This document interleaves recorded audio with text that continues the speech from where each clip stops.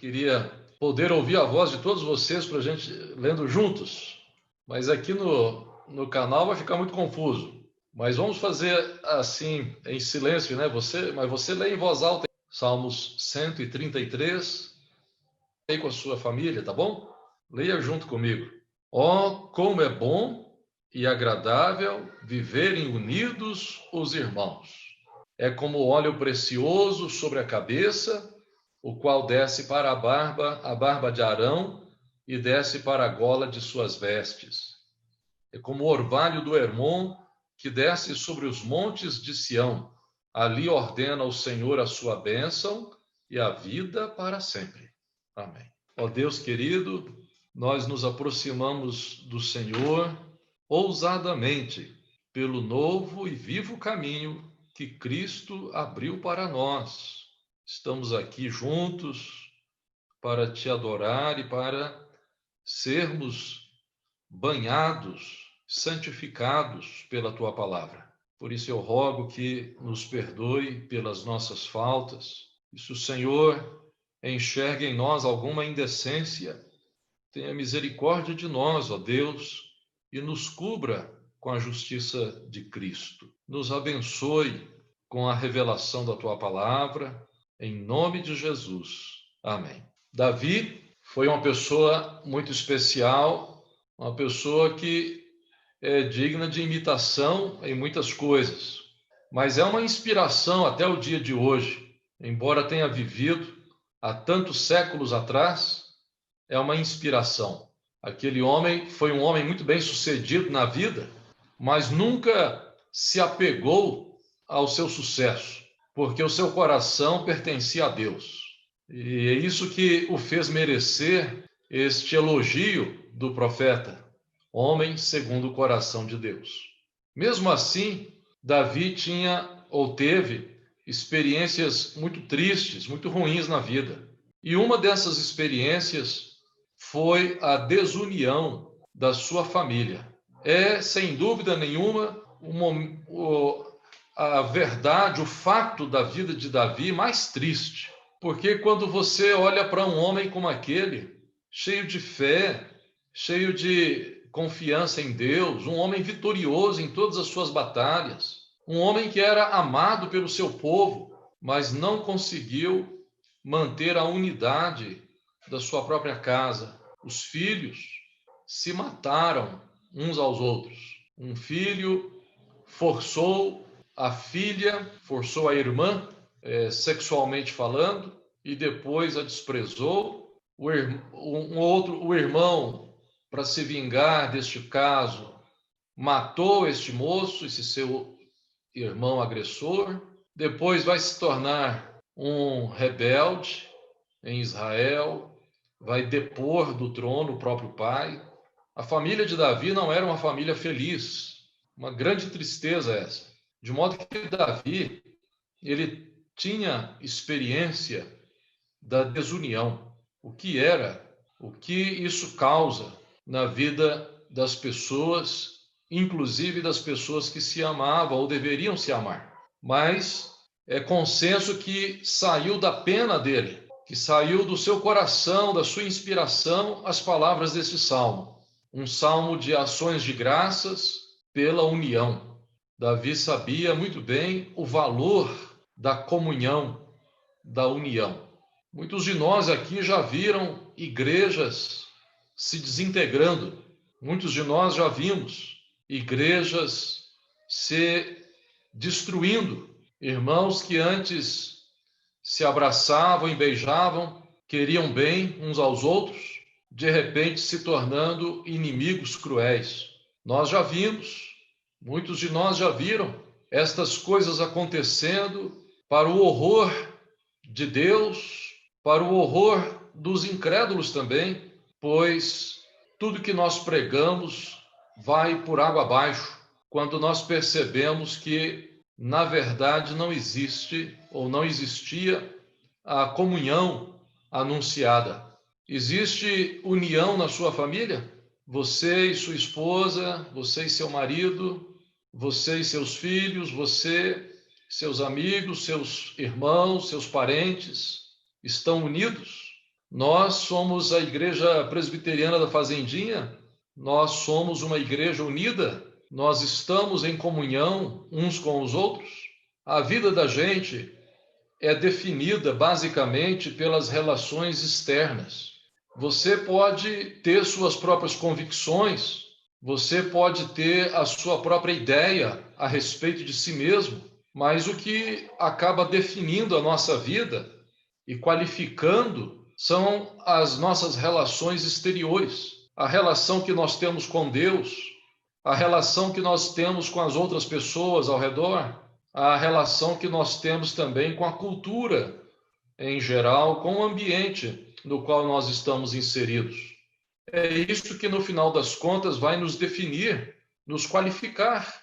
Às vezes a gente se fecha em si mesmo, acreditando na imagem que fez, que desenhou sobre si mesmo, mas não conseguimos perceber a imagem que nós estamos construindo, nossa própria, fora de nós, para as pessoas ao nosso redor. E esta ilusão acerca de nós mesmos muitas vezes nos trai, fazendo a gente se sentir vítima, fazendo a gente se sentir alguém que não é bem compreendido, fazendo a gente sentir que a gente não é querido, não é aceito, coisas do tipo. Mas a verdade bíblica, especialmente quando nós estamos falando de igreja, quando nós estamos falando do povo que se converteu a Cristo, é uma realidade que foge a tudo isso daí e tem que ser clara para nós. Nós precisamos enxergar o fundamento desta comunhão que a igreja tem. Nós precisamos enxergar isso, porque senão nós vamos continuar incorrendo nos mesmos erros de sempre. Um ou outro vai se sentir discriminado, um ou outro vai se sentir no direito de discriminar, um ou outro vai se sentir feliz ou se sentir triste. São várias as sensações que as pessoas podem ter no meio da igreja, porque se iludem, acreditando que a nossa comunhão é uma comunhão que depende da boa vontade, do caráter, da personalidade, de palavras bondosas, de doçura e etc., sem perceber que às vezes estas coisas são uma máscara para a grande inimizade que está sendo criada, a antipatia e coisas do tipo. Davi tinha experiência dessas coisas. Ele escreve num salmo a sua decepção profunda com a traição que ele estava sofrendo naquela hora, naquele momento, e ele expressa isso dizendo: se ao menos fosse o meu inimigo que tivesse feito isso comigo, mas não foi, foi o meu amigo íntimo, que se assentava comigo à mesa e tomava refeições junto comigo. Davi chega a reclamar em certa altura. Nós não podemos nos iludir com as aparências, especialmente quando falamos da comunhão do corpo de Cristo. Nós precisamos buscar os fundamentos desta união. E antes de qualquer coisa, eu preciso colocar que a nossa comunhão, ela é uma comunhão por causa de Cristo. O crente precisa dos outros crentes por causa de Cristo. A nossa união, a nossa comunhão, ela é selada por Cristo. Nós nunca seríamos igreja.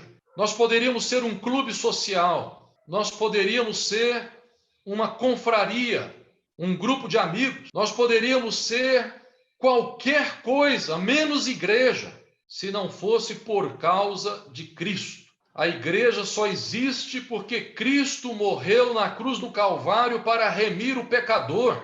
Nós somos os pecadores. Nós somos os pecadores comprados pelo sangue de Cristo. Nós somos os pecadores remidos pelo sangue de Cristo. Cristo é o cabeça da igreja. Nós somos o corpo. Ou na parábola que ele refere em João 15, ele é a videira verdadeira e nós somos os ramos. Nós estamos vinculados uns aos outros, não porque nós escolhemos isso, não foi uma escolha nossa. Eu quero pertencer à igreja. Não, porque ninguém pode entrar assim na igreja, entrar sorrateiramente, entrar pela porta dos fundos. Ninguém pode entrar na igreja dessa maneira. Alguém só pode pertencer à igreja se realmente teve uma experiência pessoal com Jesus Cristo. Ninguém nasce filho da igreja, membro da igreja. Ser membro da igreja não é alguma coisa que nós possamos requerer, exigir. Nós só podemos pertencer à igreja se o Senhor Deus houver convertido a nós dos nossos pecados e transformado a nossa vida. Nós podemos até dar o nosso nome na igreja. Quero pôr meu nome na escola dominical, quero que ponha meu nome no hall de membros dessa igreja. Nós podemos até fazer isso, pertencer à igreja visível. Nós podemos até entrar com um processo, como eu vi uma vez acontecer, de pessoas que queriam concorrer ao presbiterato de uma igreja e por razões que eu desconheço e também não vem ao caso, essas pessoas não estavam na lista dos candidatos. E então elas ameaçaram o pastor da igreja. Se não puser nosso nome aí para concorrer, nós vamos entrar com processo. E digo mais a vocês que um dos temores que tem tomado conta de muitos por aí afora, graças a Deus, de mim não estou preocupado com isso não, mas é o medo de, por exemplo, pessoas serem recusadas pela igreja. A igreja dizer, nós não vamos receber você como membro. Por quê? Porque seu estilo de vida, seu comportamento não são compatíveis com a ética cristã, com os princípios morais do evangelho. Então, muitos cogitam, a partir de princípios totalmente estranhos aqui, as razões que justificam a igreja, ameaçam até processar a igreja por preconceito, né? Mas que façam. Nós não poderemos mudar um fato teológico, um fato bíblico, um fato espiritual relevantíssimo para nós. Nós não estamos dispostos a abrir mão disso, não. Pertencer ao corpo de Cristo, à igreja, não é alguma coisa que alguém exija, não é alguma coisa que alguém imponha, não é um direito nosso, não é direito meu ser membro da igreja, muito menos ser pastor da igreja, isso não é um direito meu. Um crente precisa dos outros crentes por causa de Cristo. Nós só somos igreja porque nos convertemos de fato a Cristo. E você pode, eventualmente, até pertencer fisicamente à igreja, dando seu nome lá, mas nunca, de fato, pertencer a ela. Na verdade, ser um joio no meio do trigo, desculpe falar, mas ser um joio no meio do trigo. Por quê? Porque a sua natureza não foi transformada na natureza de um filho de Deus convertido. E você pode reclamar, eu sou filho de Deus também. Mas se a sua vida não for compatível com o evangelho, nós não poderemos reconhecer isso. E mais cedo ou mais tarde, a verdade vai aparecer. É uma questão de tempo. Aqueles que não são regenerados em Cristo Jesus, que não andam segundo o Espírito Santo, que não amam a Deus, mas pertencem à igreja visível por qualquer outra razão, porque construíram na sua cabeça um sonho, uma ideia de união, de paz, de perfeição, ou simplesmente de sociabilidade, de bem-estar social, coisas do tipo, mais cedo ou mais tarde isso cai por terra, porque o que sustenta a verdadeira igreja é a sua união em Cristo. Cada um de nós realmente convertido e unido a Cristo. Aí nós constituímos igreja e estamos unidos a ela. Mas na medida em que nós estamos desprendidos de Cristo, A gente pode até ser um galho pendurado nos outros galhos. A gente pode até ser um ramo sem dar frutos, secando, mas ainda escorado ali pelo tronco, pelos outros ramos, pelas folhas que os outros produzem. Mas é apenas uma questão de tempo. Um vento bater ali naquela árvore e derrubar este ramo, que está fazendo volume, mas de fato não pertence à verdadeira igreja. O Senhor Jesus falou: todo ramo que estando em mim não der fruto, meu Pai o corta e o lança fora. E aí vem o pessoal, pega esse ramo e joga no fogo e o queima. Nós precisamos ser um povo realmente convertido a Jesus Cristo.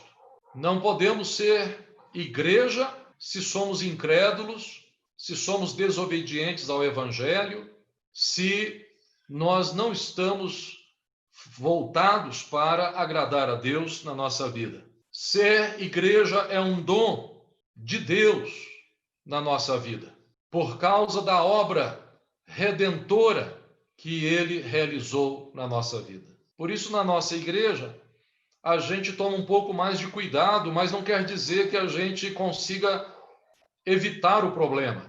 Quando alguém quer ser membro da igreja, a gente pede que ela frequente a igreja, que ela vá se inserindo. Por que isso? Porque a gente quer conhecer a pessoa, quer que ela também conheça a realidade do Evangelho. Nós não estamos querendo que a pessoa conheça os membros da igreja. Nós queremos que ela conheça o que o Evangelho exige, quais são as exigências do Evangelho. E aí, se ela ainda mantiver o desejo, nós vamos pedir que ela passe pela classe dos iniciantes, a classe dos catecúmenos, para que ela conheça um pouquinho mais a fundo as doutrinas, os ensinos da igreja e as exigências, de novo, deste Evangelho. E depois ela vai passar por uma entrevista com o conselho da igreja, onde o conselho tem a obrigação de especular a vida da pessoa, as suas intenções, suas motivações, as razões que a têm levado a essa decisão, tudo isso com o objetivo de, minimamente, discernir se esta pessoa está tomando uma atitude com esclarecimento, maturidade e, principalmente, se ela realmente se converteu a Cristo. Mas eu já tenho uma boa caminhada como pastor, já são muitos anos. E eu posso dizer a vocês que, por mais zeloso e caprichoso que o conselho da igreja seja com isso, a gente muitas vezes é iludido e enganado pelas respostas que as pessoas dão. E depois a gente acaba se frustrando um pouco, mas a gente acaba aprendendo que não é Deus, né, para ver o coração das pessoas. E então nós vamos ter que confiar no que elas estão dizendo e tentar apoiá-las, tratando-as como verdadeiramente trigo. Mas só Deus sabe a verdade. Só Deus sabe, e além de Deus, só mais uma pessoa sabe: você mesmo. Só Deus e você serão capazes de dizer se você realmente é membro do corpo de Cristo, a igreja. O crente precisa dos outros crentes por causa de Cristo. É Ele que abriu esse caminho e é por Ele que Deus nos doa esta graça, e ninguém pertence a Cristo, como Ele disse a Nicodemos, se não houver nascido de novo. Agora o crente se encontra com outro crente através de Cristo, somente através de Cristo. Eu sei que a igreja é um lugar gostoso, não para todo mundo. Tem gente que não se sente bem na igreja. E eu não estou dizendo que a pessoa que não se sente bem esteja em pecado ou nem seja membro da igreja, não estou querendo dizer isso. Estou querendo dizer que nem sempre as pessoas vão se sentir bem. Eu posso dizer que já houve momento na minha vida em que eu não me senti bem em uma ou outra igreja. Posso dizer isso, que não me senti, às vezes, bem perante determinadas pessoas que se diziam crentes. Mas é em Cristo, é através de Cristo que a igreja se reúne. O crente se encontra com o outro através de Cristo. E qual é a importância de dizer isso? É que a nossa comunhão, ela não está fundamentada em princípios sociais. Ela não está fundamentada na etiqueta social. A nossa comunhão não está baseada no nível espiritual dos irmãos, não está baseada nisso. É natural que as pessoas tenham afinidade com algumas e não com outras, por diversas razões, talvez por uma coincidência de maturidade, talvez por uma coincidência de interesses profissionais, interesses materiais, interesses de lazer. Várias razões podem explicar, às vezes, o encontro tão perfeito, tão bem casado entre algumas pessoas, excluindo outras. Mas na igreja, o que fundamenta a nossa comunhão não é isso. Pode acontecer de você se sentir muito bem perante alguém porque essa pessoa é importante. Uma pessoa importante na vida da igreja e ela me trata tão bem, eu me sinto realmente muito bem aqui ao lado dessa pessoa. Pode ser que você se sinta bem junto de uma outra pessoa na igreja porque você percebe que essa pessoa tem muita maturidade, tem um discernimento muito bom das coisas, demonstra um amor, uma piedade incríveis. E você fala, puxa, eu quero ser assim, e você tem afinidade com aquela pessoa. E pode acontecer de você ficar absolutamente isolado dentro da igreja, até por opção própria. Eu não quero que ninguém venha sondar a minha privacidade, eu não quero me abrir. Ou talvez você ache todo mundo antipático na igreja por várias razões. Eu estou dizendo aqui que apesar de todos esses sentimentos e reações que são naturais para o ser humano, especialmente nas relações sociais, a igreja não é, em essência, ela não é um ambiente de puro relacionamento social. Eu já disse que a igreja é por causa de Cristo. O crente precisa do outro por causa de Cristo.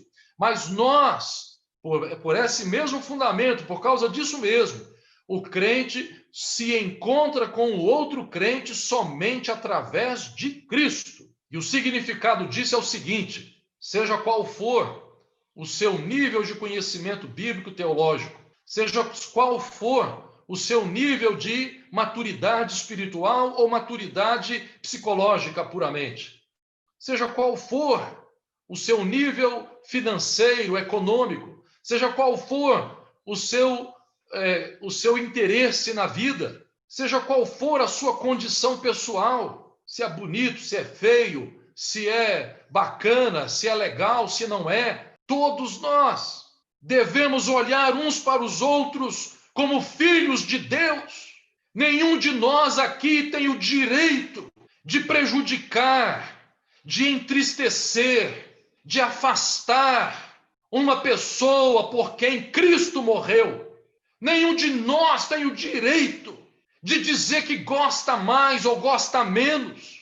Nenhum de nós pode tratar as outras pessoas fazendo esse julgamento. Tiago viu isso na igreja primitiva. É engraçado que a gente lê Atos 2 e fica impressionado com a igreja, porque lá diz que todos viviam bem, tinham comunhão, partiam pão de casa em casa, mas aquilo durou muito pouco tempo, gente.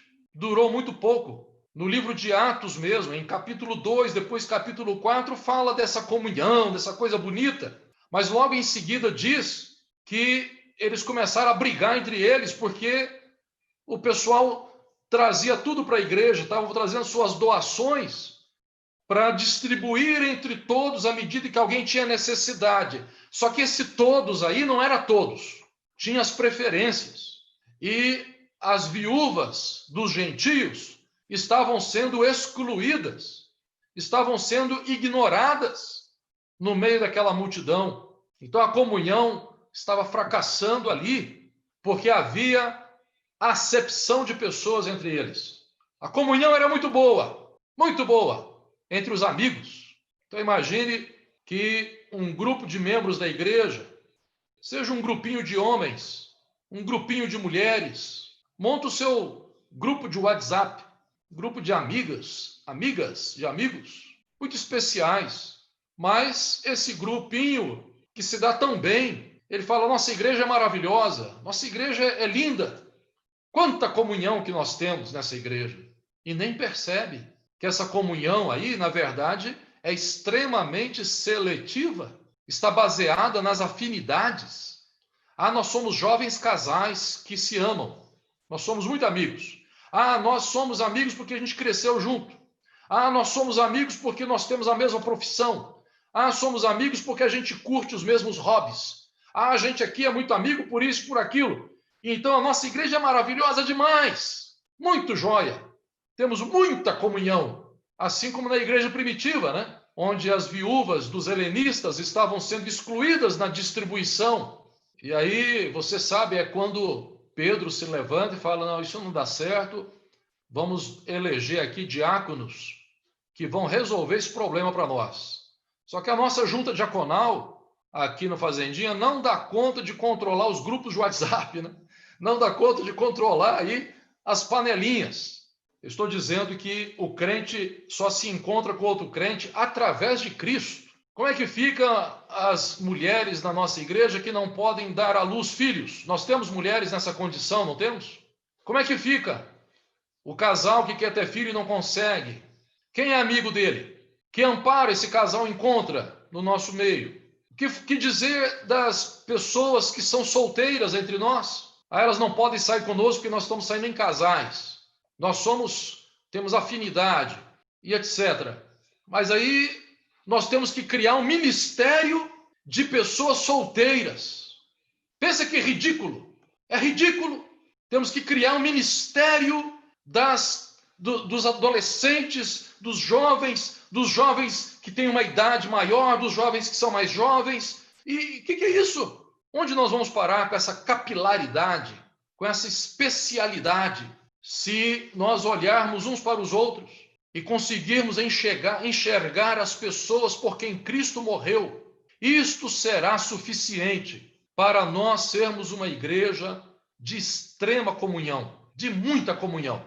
Paulo diz, tudo que vocês forem fazer, vocês têm que fazer em nome do Senhor Jesus. Façam sempre em nome do Senhor Jesus. Quando vocês forem encontrar-se com os irmãos, tem que ser assim. O irmão ali é esquisito, a fala dele é esquisita. Aquele outro ali, ele não dá conta de pagar o restaurante que a gente vai. Ou aquele ali, então nem vai em restaurante, não é isso que Paulo fala? Se por causa da tua comida e bebida, o teu irmão está se escandalizando, então não coma essa coisa, porque ela virou porcaria, ela virou motivo de divisão, virou motivo de ruína para a vida do crente. Fulano se escandaliza fácil com tudo. Paulo diz, vocês que são fortes, vocês que se acham superiores, suportem as fraquezas, as debilidades dos fracos. Paulo diz que cada um de nós tem que sustentar o outro.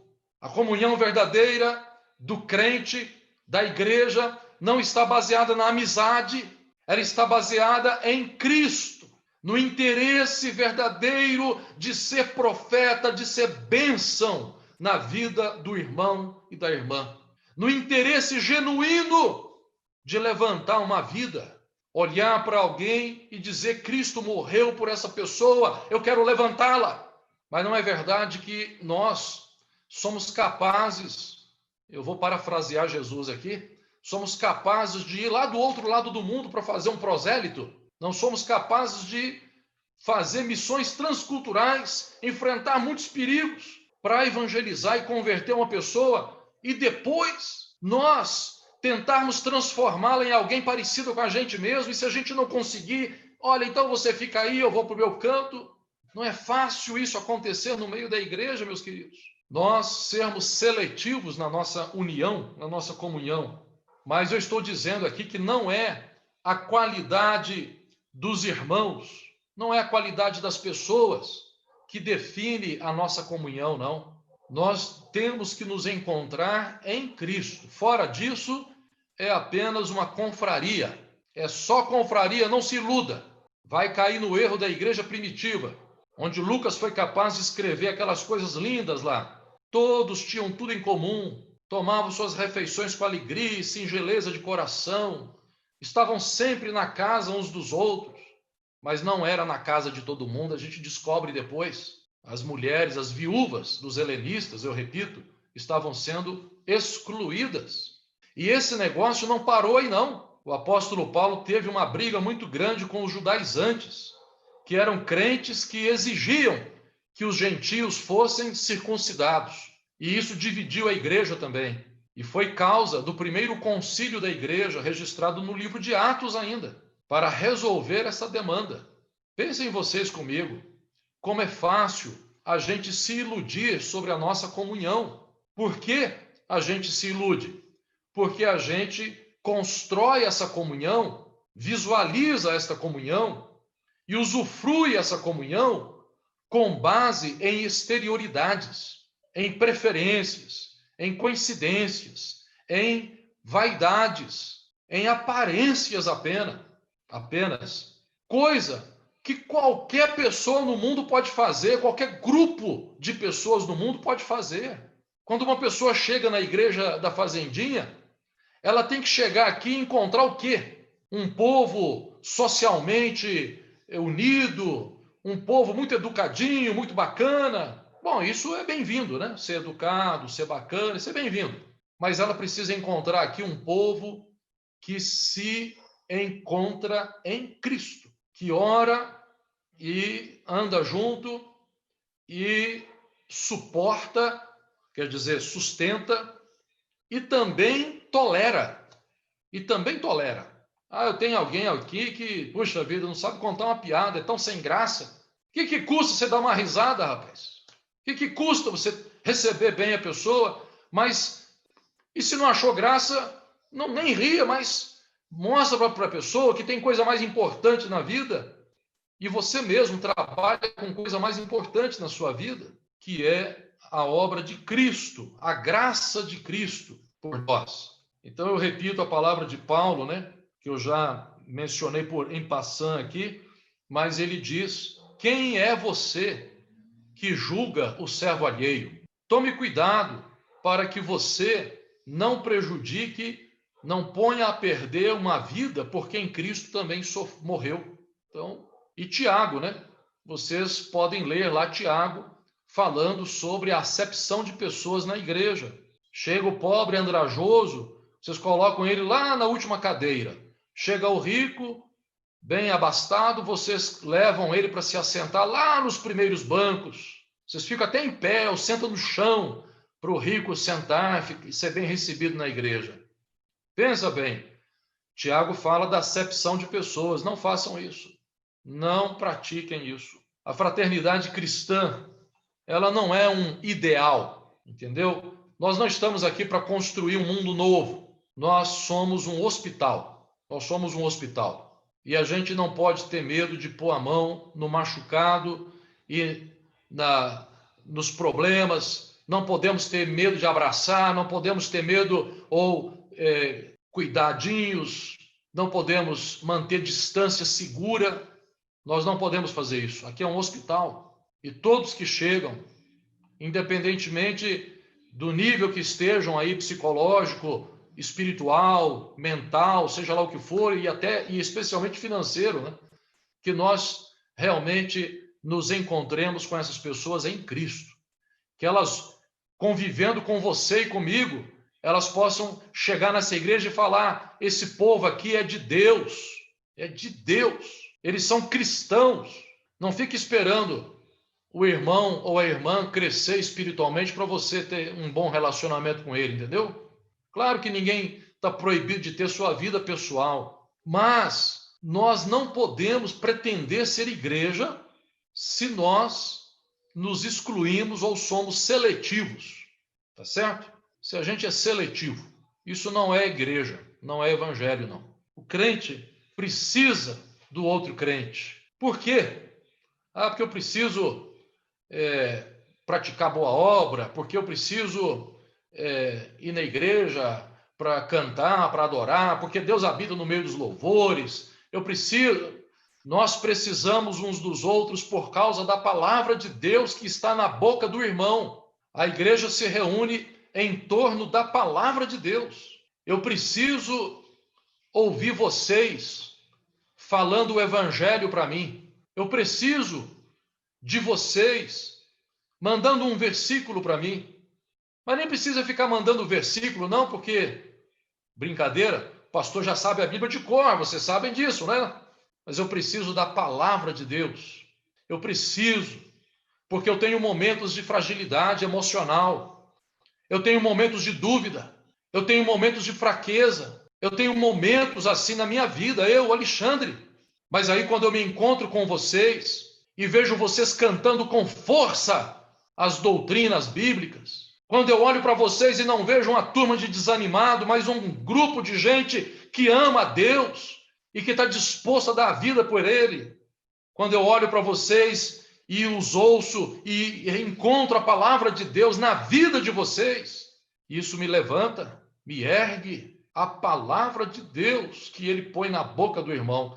Paulo fala lá em Romanos que a gente é salvo pela fé, mas a fé vem pelo ouvir. E o ouvir vem pela pregação da palavra. Mas como que as pessoas vão ouvir se não houver quem pregue? Como pregarão se não forem enviados? Como está escrito, quão formosos são os pés dos que anunciam coisas boas. Mas se eu chego na igreja e encontro só um grupo de gente que fica murmurando, se eu chego na igreja e encontro um grupo de gente que só sabe falar bobagem, só fala trivialidade, se eu chego na igreja e encontro um grupo de pessoas cheias de maledicência, falando mal uns dos outros, se eu chego na igreja e encontro as pessoas cheias de vaidade, de presunção, nariz empinado, cada um no seu canto, com o seu grupinho de preferência, que palavra de Deus tem nisso? Que edificação há nisso? O apóstolo Paulo fala para nós nos reunirmos e enchermos a nossa boca com ações de graças, falando e louvando entre nós com hinos e cânticos espirituais. Que a boca do crente seja cheia da palavra de Deus. E aí a gente vai edificar um ao outro. Mas não é verdade que muitas vezes a gente causa a ira do irmão? Não é verdade que muitas vezes a gente causa a revolta nas pessoas, aumenta o preconceito, pratica o bullying, destrói a alegria das pessoas? Não é verdade isso? Que às vezes a pessoa vai para a igreja num domingo esperando encontrar ali um ambiente que vai renovar suas forças, vai avivar a sua fé, vai levantá-la, vai lhe dar descanso e paz, e quando ela chega lá, ela só encontra fraqueza, como eu disse, trivialidades, palavras bobas, ou até mesmo ofensivas. Isso não é questão de vigilância. Você não vai conseguir vigiar, você não vai conseguir fechar sua boca para falar bobagem. Você não vai conseguir fazer isso se você não entender o que eu estou dizendo aqui hoje. Que um crente se encontra com outro através de Cristo e que nós precisamos uns dos outros por causa da palavra de Deus, que deve estar viva e altissonante em cada um de nós. Nós precisamos disso. De modo que, postas estas verdades aqui para vocês, eu lhes digo, ninguém deve se queixar da sua congregação. Ninguém fale mal da igreja do Fazendinha, não. Nenhum membro da igreja pode falar mal dela. E não é porque você é membro da igreja, não é só por isso. É porque a comunhão da igreja e o que ela é como igreja não está dependendo destas questões sociais, fraternas, dessa boa educação, muito embora isto daí seja um efeito que deve repercutir dos fundamentos da vida da igreja, mas não é isso que vai nos alimentar. Nós não devemos ser acusadores da igreja de Deus. Uma vez, conversando com um crente desigrejado, ele dizia para mim, eu não vou mais à igreja, não gosto, me decepcionei demais, e começou a falar tão mal da igreja, mas falava tão mal. Eu falei, olha, para de falar. Não, pastor, mas veja bem, me tratando muito bem como pastor, e eu sei que ele gosta de mim, essa pessoa. Mas eu disse para ele, meu irmão, não fale mal da noiva de Cristo. Você não pode pensar que está em comunhão com Cristo, ao mesmo tempo que arrumou uma briga com a mulher dele. Você não pode achar que está em comunhão com Deus falando mal da igreja dele. Isso é uma ilusão, viu? Crente desigrejado é um crente que perdeu a noção total. Ele acha que está bem com Deus e não precisa da igreja. Mas não é uma questão de precisar da igreja, é uma questão de ser igreja. A questão é se você é igreja ou não. Eu me contento em acompanhar os cultos da igreja à distância. Eu me contento em cultuar a Deus em casa, aí lá eu escolho um programa de televisão, de um culto e assisto, aí eu estou em comunhão. Que isso? Você só está dizendo para mim que você não é igreja. Você não pertence a ela, porque se pertence, você vai querer estar com ela. Então ninguém deve se queixar da igreja, deve examinar a si mesmo.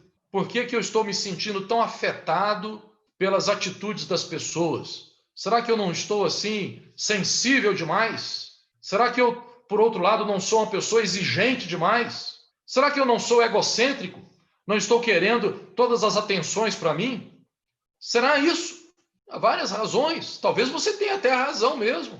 As pessoas deviam te tratar melhor, mas eu estou falando de mim. Posso te dizer que eu nunca deixei de ir à igreja, cantar louvores com a igreja e ouvir a pregação da palavra de Deus com muito cuidado e atenção, porque eu percebesse que alguém não gostasse de mim. E eu posso dizer a vocês que muitas vezes já aconteceu de eu estar, sim, em algum ambiente que eu percebia isso, mas eu dizia, eu estou aqui porque eu sou igreja, eu estou aqui para a honra e glória do Senhor Jesus. E aqui está a igreja. Como eu posso estar fora da igreja?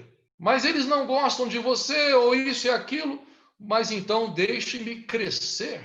Deixe-me ver o que eu posso fazer em mim mesmo para eu ser cristão aqui. A comunhão é uma experiência de entrega constante.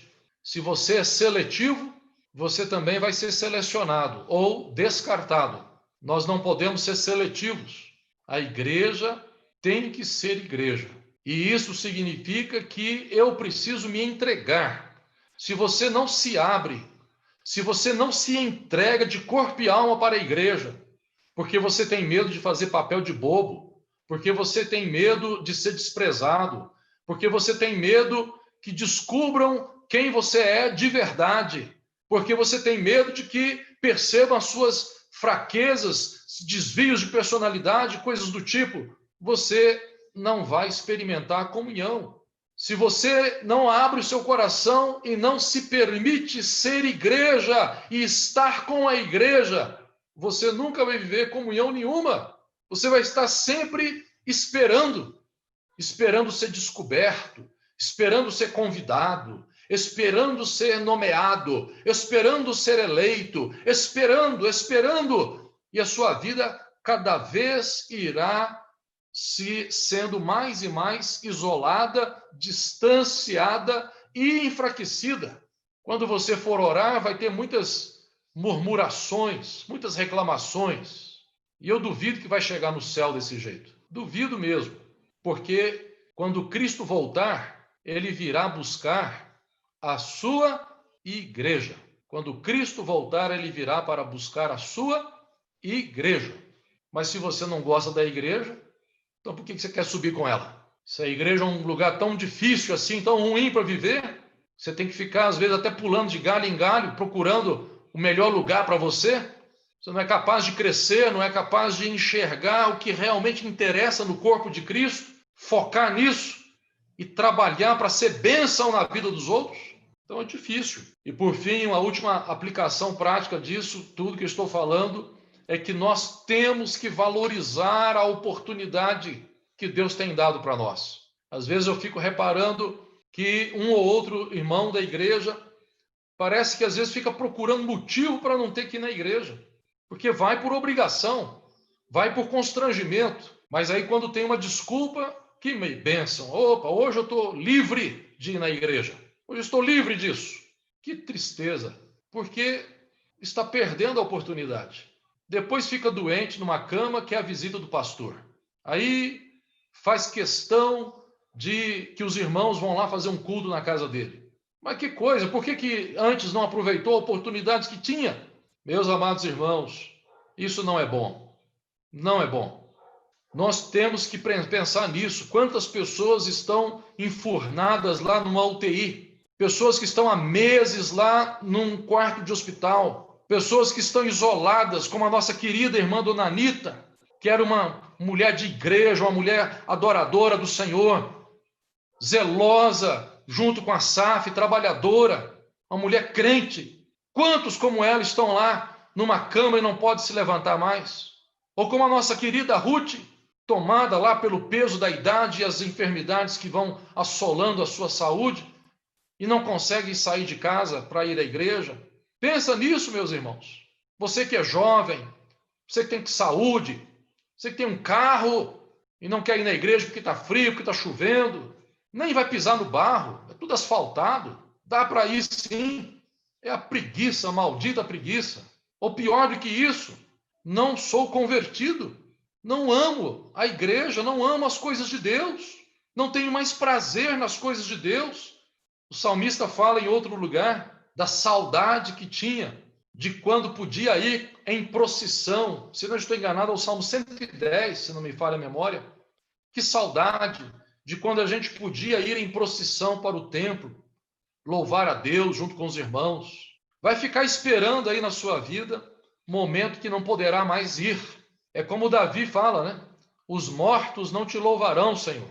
Não espere isso acontecer com você. O autor aos Hebreus escreve lá no capítulo 10, versículo 25, não deixemos de congregar, como é costume de alguns. Como é costume de alguns. Vocês pensem bem, a igreja primitiva, já lá no começo, já tinha gente que se dizia convertida, mas não queria ir. Pense nos missionários, pense nos crentes espalhados pelo mundo. Nós temos, todo ano, comemoramos na igreja o dia da igreja perseguida. A gente fica lá considerando, né, os irmãos que não podem ir numa igreja, que são proibidos de adorar a Deus. Olha, alguns deles passam a vida inteira só com uma página da Bíblia nas mãos, não tem a Bíblia toda nas mãos, e a gente fica ali lamentando. Muitas vezes é uma hipocrisia que a gente está fazendo. Muitas vezes é um cinismo assim sem tamanho. Deus fica olhando para aquilo e fala, que mentiroso, que mentirosa, está aí lamentando pelo outro lá, mas você mesmo não faz questão de estar na igreja, você mesmo não faz questão de estar unido com os irmãos, você mesmo fica se fazendo de difícil, tem a Bíblia até na internet, no celular e não lê. Que mentira! Nós não podemos ignorar, desprezar a oportunidade, temos que valorizá-la. Enquanto nós temos que estar junto com os irmãos. Depois não adianta ficar dizendo, ninguém liga para mim, ninguém telefona para mim, o pessoal não faz conta de mim, mas você sumiu, você some. É um crente fantasma. Não vai funcionar. Tem que se entregar de corpo e alma a esta comunhão. Por isso que Davi fala do óleo da unção. Essa comunhão, essa união, não é uma união social, não é uma união porque somos da mesma cor, porque somos da mesma classe social, porque temos a mesma formação cultural. Não.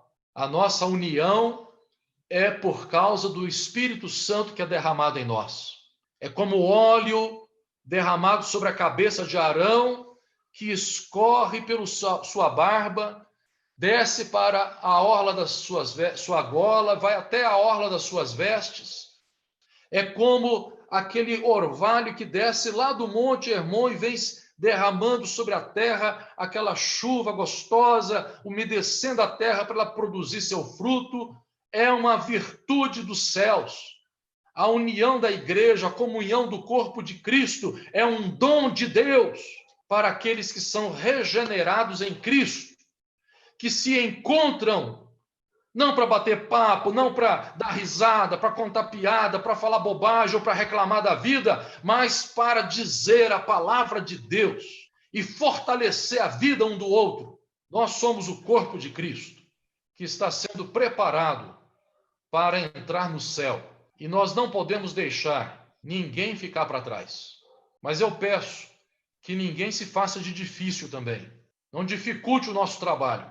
Facilita para nós aí. E se una à igreja e vamos nos fortalecer juntos. Nada de preconceitos, nada de acepção de pessoas, nenhuma panelinha, por favor. Vamos estar realmente comprometidos uns com os outros. Tudo que vocês forem fazer na vida uns dos outros, façam em nome do Senhor Jesus. E tudo que pedirem para vocês fazerem, façam como se vocês estivessem fazendo para Jesus. Peço que você leia Colossenses 3, versículo 17 e depois o versículo 23 também. Que Deus abençoe muito a amada igreja, abençoe muito cada um de vocês e possamos tomar decisões importantes aqui para a união elevadíssima, super elevada da nossa igreja, baseada na graça de Deus. Deus abençoe muito a cada um de vocês ricamente. O pastor ama muito vocês, eu sei que vocês amam uns aos outros. Vamos fazer desta igreja uma igreja que realmente honra o Senhor com uma comunhão, como nós falamos aqui hoje, né? Por causa de Cristo, através de Cristo, para receber a palavra de Cristo. Amém? Vamos encerrar com oração? Curve a sua cabeça aí comigo, eu vou fazer uma oração. Vem cá, André. Ó Deus querido e bondoso, eu te louvo e te agradeço por esta igreja, por estes irmãos todos que estão aqui conosco, os que nos acompanham no YouTube. Te louvamos grandemente. Cada um de nós tem as suas próprias dificuldades, cada um de nós tem os seus próprios desafios, mas que importa? Nós somos diferentes uns dos outros, mas estamos todos lutando para alcançar a mesma coisa, o mesmo objetivo, que é a estatura de Cristo. Nós somos do Senhor e queremos honrar o Senhor. Queremos ser bênção uns para os outros no Senhor.